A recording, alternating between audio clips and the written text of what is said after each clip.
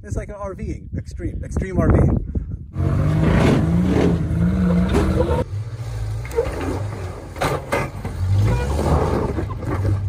Welcome back, guys.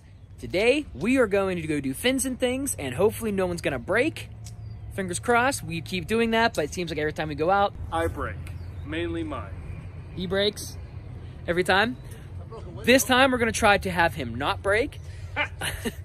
That's our goal, at least today. We have a photographer come in, take some pretty cool pictures from a guy from back home. And also we're meeting up with another guy from back home we haven't seen in like 8 or 10 years. He's gonna be doing some camping with us tonight. He's driving 7 hours from Colorado to meet us tonight in Utah. So stay tuned, guys.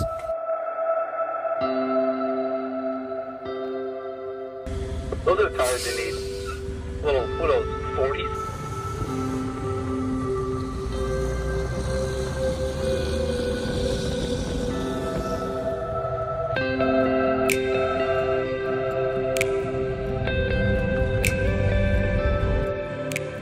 All right, so we're heading to Fins and Things right now. We just ran into our buddy. What's up? Chris Giuliano. How's it going? Pretty good, man. How you been? Pretty good.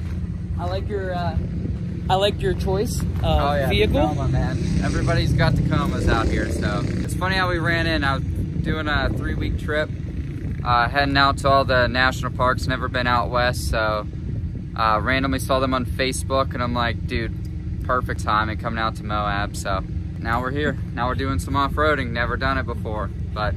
So he's gonna hop in with Keith in the Land Cruiser, and he's bringing his camera, so we get some pretty freaking awesome shots. Hell yeah. Just rode out here yesterday on the mountain bike, and pretty sweet spot, pretty scenic. I don't understand what we're gonna do with 4x4s because it's pretty gnarly, so when I see stuff like that, I'm like, how are these guys doing this stuff compared to mountain bikers, which just seems like pretty normal. To us, mountain bikers are like, how are you guys doing this? Yeah, I know. How are Every you guys hobby's breathe? like that, yeah. Every hobby is like that. You look at these people on the dirt bikes, like, how are these guys doing the same stuff? But I can't wait. This should be pretty cool. It's gonna be a pretty good time. All right, so we're gonna hit the trail. We're gonna air down real fast, and then we'll see you guys out there. Sweet. All right, change of plans. He's gonna ride right here.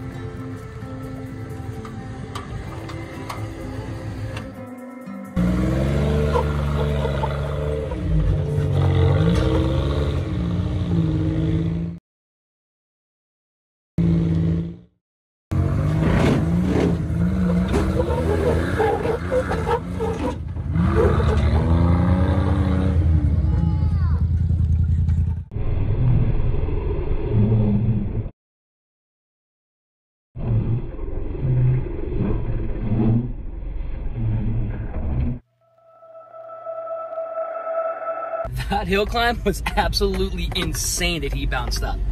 That was actually his third time up that.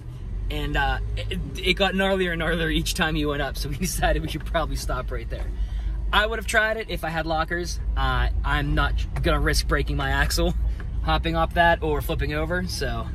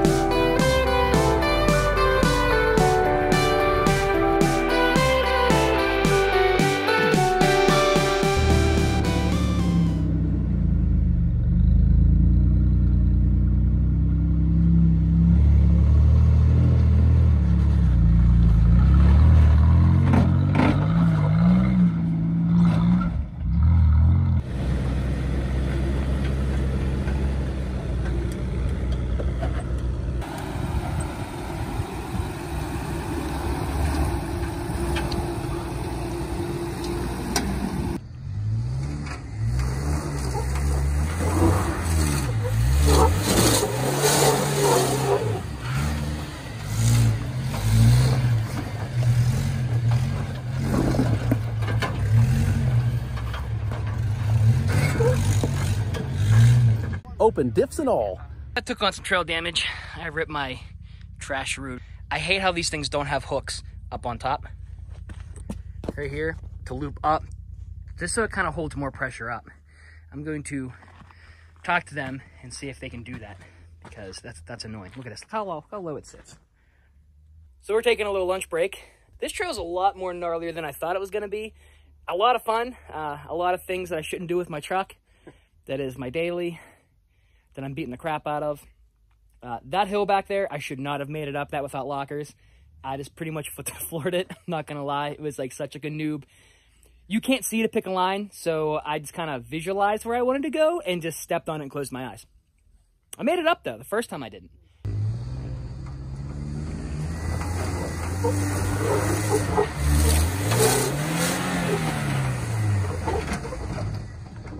That was scary, it came down pretty quick. And I was like, oh God, there's a cliff right next to me. But I made it. Nothing broke, I don't think. Besides the trash. Besides the trasharoo, my license plate's a little bit bent up. But that's just for more clearance. It's perfect, hopefully it doesn't break off. Zach hasn't broke yet, Keith hasn't broke yet. Henry's front of his truck's pigeon-toed right now. We're not exactly sure what bent. Something definitely bent. So we're gonna check that out when we get out of here probably, but so far so good.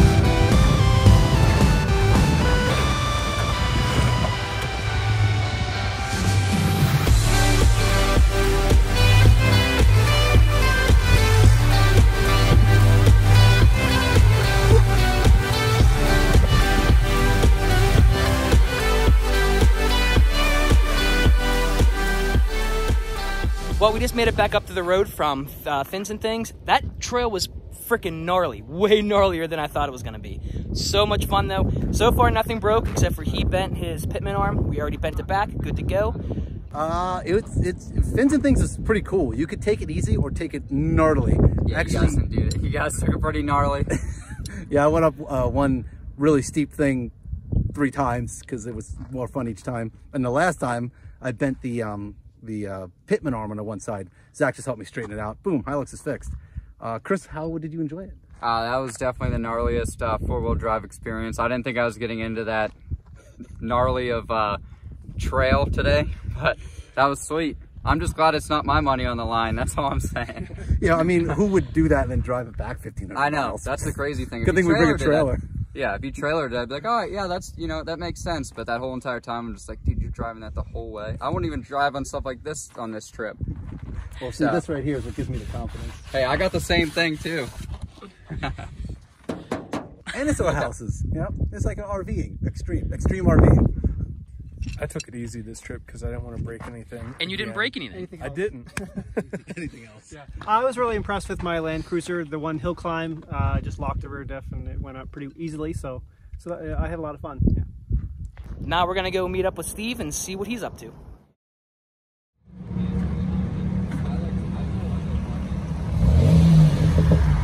All right, so we're gonna meet Steve at this pizza place down here. Guess we'll eat some pizza. Mark's it like right out in the front of Billy? Excuse me, Keith, I found heaven. Okay. They're all Land Cruisers. Come with me to my happy place. I'm probably gonna get shot at looking at these. Land Cruiser, more Land Cruisers. I think, oh my gosh, the Lexus version. Ooh. Oh, that's awesome. Ooh, I want them all. Keep their combined gas mileage just like one. Wow. They're all triple locked. Oh, they're all locked, no. All right, so we're gonna get some food and we're gonna wait for Steve here. He should be here any minute. And then we'll figure out where we're gonna camp tonight. So, I had chicken Alfredo.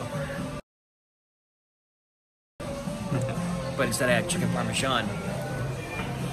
My pizza was right. Hey, mine was right too. It was pretty decent. I forgot my veggies. Oh, that pizza was great. They did take $3 off of my wrong meal. We're rich. Let's go get ice cream. So now we're gonna go get ice cream instead. We've been trying to find an ice cream store for like an hour now. And everyone we go to is closed. We should have just drove. The internet lies. The internet lies. It says places are open, so we'll walk halfway across town just to realize that it's closed. Let's see what we can do. Strawberry bites. What is this? Is not camping, Henry. This is delicious ice cream. We found this in the wild, growing. Yeah, oh, there's an antelope. No, that's the car. We're in Moab, and we're eating delicious ice cream. Which grows naturally out here. You know the cantaloupe? Cantaloupe? I've got like a little drawer where I just kind of like, I get the takeout and we have like a little fucking packet. Also, their road crews are exceptional. Being able to build these things with like nothing on the edge. So Zach's alternator died, and we're leading him down the trail here, completely blind, down a mountain pass. It's a bit of a dire situation when you lose an alternator at night on canyon passes. Fortunately, there's enough of us around him with lighting. The battery's completely dead. There's no battery at all. So it's running on my jumper box. You got Jesse's up front in front of Zach here, lighting up the ground with his backlights. I'm behind him with all my lights on.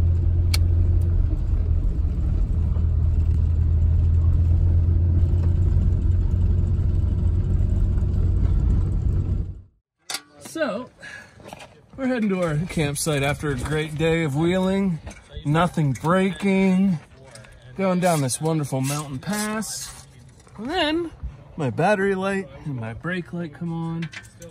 And then I look down at my voltmeter and it's saying 9 volts. So, after all today, me being careful of not breaking anything, the truck broke itself and I need to replace the alternator. Luckily I have hopefully a good spare. We'll find out. Alright, so like I don't have a clock on, but let's say about 35-40 minutes later, she's charging at 13.7 volts. Yeah, seriously.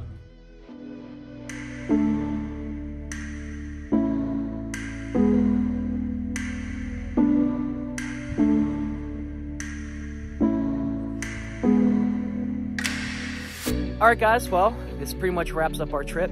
It sucks. We're all pretty bummed that we got to start heading home. We got a 3-day drive ahead of us.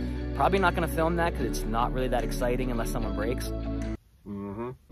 So if that if that does happen, you'll get some bonus content, I guess. So the guy we were with yesterday, Chris, he had to leave earlier this morning. That's why he's not here. He had to meet up some people, taking him to the top of some mountain so he could ride his mountain bike down it like a nut. He left at about 7. That's why he's not here. So thanks for coming out, Chris. Awesome seeing you, dude. What's up, guys? And pretty stoked to see Chris as well as you guys. Some long-time old Pennsylvania friends meet up in the most beautiful place in the country, and it's awesome.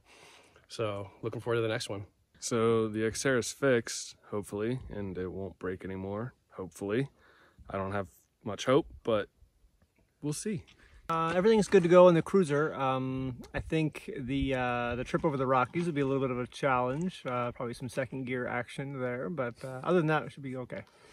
So after that gnarly hill climb, on the 3rd time of doing it, I got a really good hop. And if you look in the video, you can see the wheel really snap. And that actually was not the steering wheel that moved. It was actually the suspension bent. So if you look at this here, this is the idler arm, and it is a forged part. It actually bent the shaft right here, and it rammed it up into the frame. I noticed it because the toe was like this, and I'm like, oh, that ain't right. So fortunately, I used Zach's big muscles and a little bar and put it between the frame and bent it back to shape. That's the only damage it took.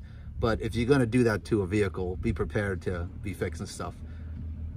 I don't think there's anything that could take that kind of hit. That's a production vehicle, maybe a rock buggy, but the Toyota got up it at least without breaking anything.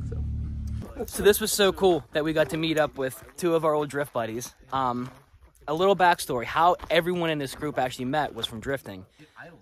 We used to drift cars. It was so much fun. I'll put a little shot in right here if I can find one.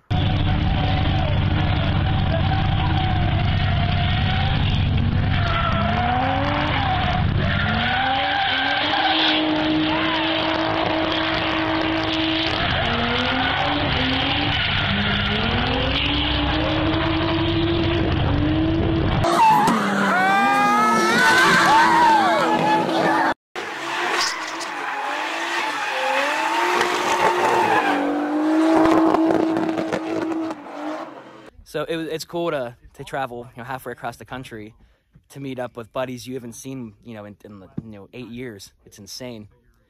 So cool, guys. I hope you enjoyed this series. We cannot wait to do our next trip. It's a blast. This is the most fun I think I've ever had. Like, it's just amazing. We'll be doing videos of all the rig walkarounds if you're interested in that. You can check out his fridge, a little bit about the inside of mine, and the cruiser and Henry's. So thanks, guys. Thanks for watching. Hope you enjoyed it. See you later.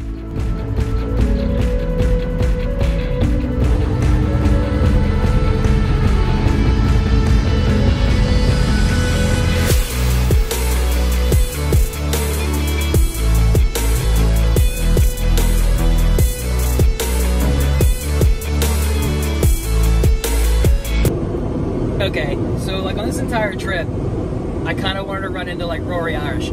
He's the one that has that freaking awesome ass tow truck dually that literally is like backs over everything in Moab. And now he's in our convoy behind us with his motorhome. I'm like starstruck right now. See him way back here? There he is. There he is.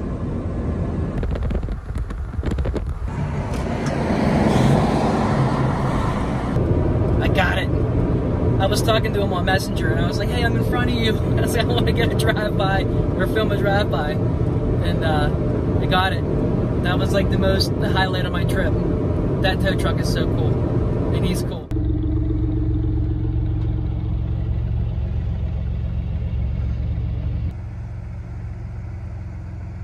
So there goes a friend of mine now, Casey.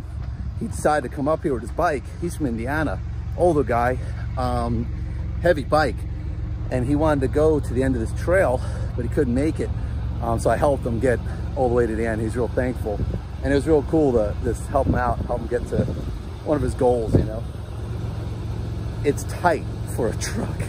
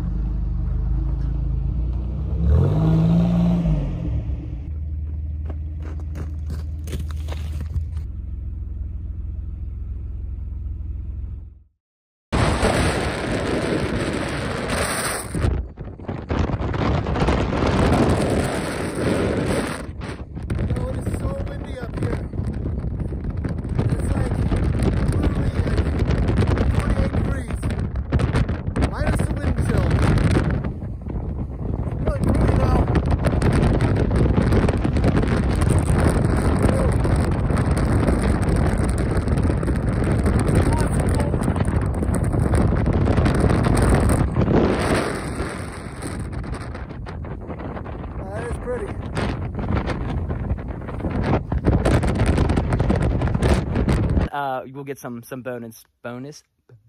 You'll get some bonus content, I guess. Didn't you say you changed the oil but not the filter key? I changed the oil, but not the filter. The filter's huge and it's a Mobile 1 filter. All right. So we crit the. I don't know what to say. Take 2. This is a busy, dirty road. Sorry. Yeah. Oh, Jesse. Yep. Oh, when you're done with that. Okay. Prius, it's gotta help you. Who's next? You decide.